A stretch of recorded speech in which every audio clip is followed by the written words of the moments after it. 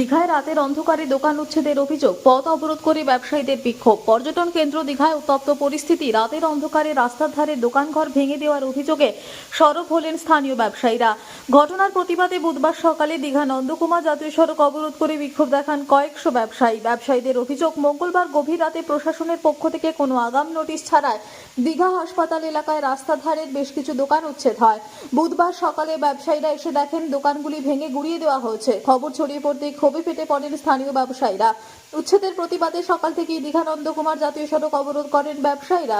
ফলে দীঘায় আসা পর্যটকদের ব্যাপক সমস্যার সম্মুখীন হতে হয়।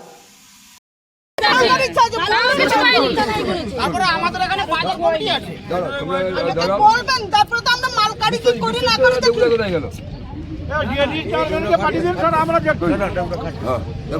আর বিশ্বজিৎ আসলো, বিশ্বজিৎ আর আপনারা থাকুন, চলে যাবেন না, আমি কিন্তু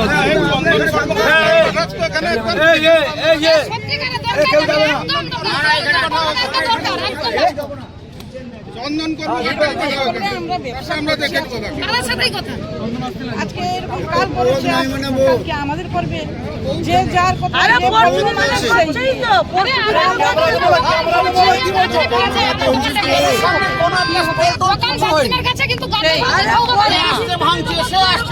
যখন খুশি যা খুশি করছে আমাদের এখানে ব্যবসায়ী সমিতি আছে, বলবি তো একটা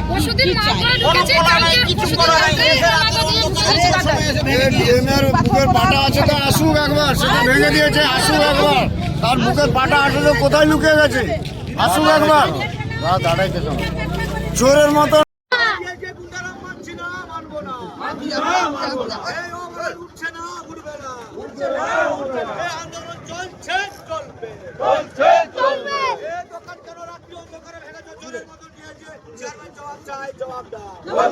জবাব